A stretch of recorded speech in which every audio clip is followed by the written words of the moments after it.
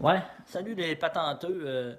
Il y a un patenteux qui m'a demandé de faire un petit vidéo sur ma souffleuse. Il était intéressé. Ça fait que je me suis dit, je pourrais le mettre sur les patenteux du Québec. Peut-être bien que ça va aider quelques-uns. Fait que ça, c'est ma souffleuse que j'ai faite il y a 15 ans. Je l'ai copié sur un autre modèle. Là, j'ai juste pris les mesures, puis j'ai fait plier les tôles, puis j'ai assemblé ça. C'est moi qui ai fait la vis aussi. Après ça, il y a les côtés ici qu'on voit sont pas assez solides. Idéalement, il aurait fallu que j'épaississe la tôle ou mettre de quoi de plus solide là, que de l'acier doux. Fait que j'ai un moteur Vanguard 35 forces. Après ça, là, la tank à gaz est à côté. J'ai eu bien des problèmes de pompe à gaz. Fait que avant, j'avais une tank ici dans le côté. Ça marchait pas, la pompe à gaz sur le moteur pompait pas. C'était pénible. Fait que j'ai installé une pompe électrique. Là, je noyais mon moteur, il y avait trop de pression, ça fait que le pointeau ouvrait. Fait que là, j'ai fini avec une tank mal à mancher, là, mais c'est temporaire. Après ça, ben ici, j'ai mon moteur pour tourner la chute. J'ai mes relais qui sont là-dedans. Poulie. Puis j'ai une poulie de 22 pouces pour la drive. La transmission, c'est une transmission d'une souffleuse de 100 forces pour un tracteur de 100 forces. On voit pas beaucoup, là. Puis était brisé, le shaft il était éventré par le chemin de clé. Là, le chemin de clé avait arraché puis ça avait cassé le shaft sur sa longueur. Ça fait que je l'ai rebâti. Puis ça m'a fait une transition qui m'a rien coûté.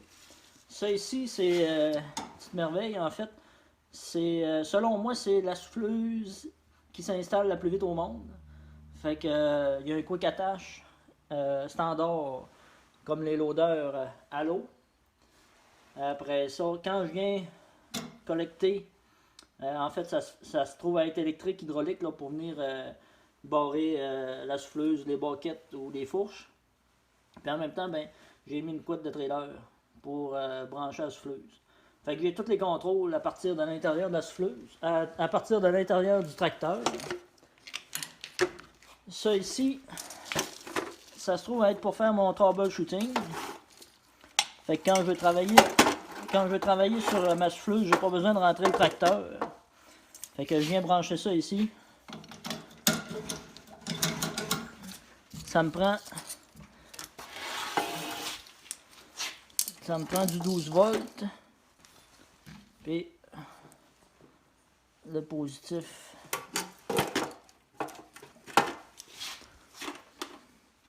directement sur la bombe positive. Comme ça ici. Fait que ça se trouve être mon module qui simule en fait mon tracteur. J'ai mon throttle, mon stop. Ça ici c'est mon starter. Ça ici c'est ma chute. Up and down, puis gauche-droite ici. Le up and down il marche plus, là, il est pété. Les gears sont tous pétés dedans. Là. Fait que c'est pas parce que c'est un mauvais, c'est un bon, c'est une bonne marque. Là. Mais il aurait peut-être pas fallu que je m'en serve en soufflant. Il aurait fallu peut-être que j'arrête là, avant de souffler. Ça fait que si on monte le throttle, on voit ici, ça se trouve être mon actuation. J'ai mon piton, j'ai tous les mêmes pitons dans le tracteur. Là. Et je me suis servi des deux limites switch qui étaient à l'intérieur pour quand j'arrive en fin de course, on va voir le choke va embarquer sur un moteur de vitre électrique, de barrure de porte électrique. Clic, le choke embarque. Puis en même temps, quand le choke embarque, j'ai une petite lumière témoin qui me dit à partir du tracteur que le choke est embarqué. Ça fait que si je veux starter ça, on met ça sur le choke. Puis là, le problème, là, on va le baisser. Le problème, c'est que j'ai 7 fils là-dedans. J'ai le throttle, j'ai le choke, j'ai l'ignition du moteur, j'ai le starter, j'ai le PTO qui s'embraye avec un actuateur aussi. Après ça, j'ai les lumières que je vais allumer. J'ai la chute qui plie. Puis après ça, j'ai la chute pour la faire tourner. Fait que tout ça dans cette file, c'est ça le défi. Fait que, donc, ce que je fais, c'est que, je vais vous faire une démo, là. Là, ce que je fais, c'est que, là, je suis en mode actuellement starter. Si je pèse là-dessus, okay, là, il n'est pas parti parce que je n'ai pas viré assez longtemps. Fait que si je pèse là-dessus, ça se trouve être le starter. Mais ça ici, c'est le piton PTO. Ça fait la même chose. C'est la même switch. Sauf qu'il y en a une qui est momentanée, puis l'autre, ben, elle reste en position. Là, pour avoir toutes ces fonctions-là, il a fallu que je sois imaginatif. Fait que quand je tourne ma chute à droite, okay, on va voir les lumières qui vont allumer en tournant la chute. Si on voit les lumières. Au moment que je tourne la chute, les lumières allument. Si je la tourne sur l'autre bord, c'est quand je la tourne à droite. Si je la tourne sur l'autre bord, les lumières restent allumées aussi. Là. Fait que j'ai un témoin aussi qui me dit OK, là, je suis en mode PTO. Fait que j'ai pris la fonction starter, puis je l'ai transformé PTO. Fait que si je reviens peser sur mon piton ici, on va voir que le PTO vient s'embrayer. Fait que je viens serrer ma strap. Comme ça, j'ai mis un ressort pour pas faire travailler le moteur par des coups, là, parce qu'une strap c'est dur. Fait que ça, ben ça c'est le fine tuning, ça se trouve être la broche là, entre les deux pour balancer entre le ressort et le moteur. Fait que là, si je lâche le piton, là je tenais le piton, mais si je le clenche comme ça, sur le PTO, là, il reste clenché. Fait que je chauffe. Et quand j'arrête, fait que si mettons je vais arrêter la souffleuse, il va falloir que la fonction PTO redevienne démarreur. Fait que j'ai mon témoin qui est ici. Fait que si je baisse, je referme mon trotteur. Au moment que je suis arrivé en fin de course, ben la fonction est revenue en starter. Ça me suis cassé la tête un petit peu, là, sur le schéma électrique. Mais c'est ça que ça prenait. Fait que, ben ici, dans le côté, j'ai un shut-off. Bouton d'urgence, si jamais le moteur ne veut pas arrêter, ben, je suis capable de venir l'arrêter par là. Puis j'ai mon hub meter. Éventuellement, c'est d'enlever la batterie qui est là pour mettre un autre plug. Ici, là, pour me servir. Ça, la batterie, elle sert juste dans le fond pour starter le moteur. Parce qu'il n'y a pas assez d'ampérage qui passe là-dedans. Ça fait que, éventuellement, là, je vais starter le moteur. J'aurai plus de batterie, ça se fuse. Une batterie de moins à entretenir. Donc, je vais remettre le couvert. Le couvert est là. Je vais remettre le couvert, puis je vais faire une petite démonstration là, à partir de l'intérieur du tracteur.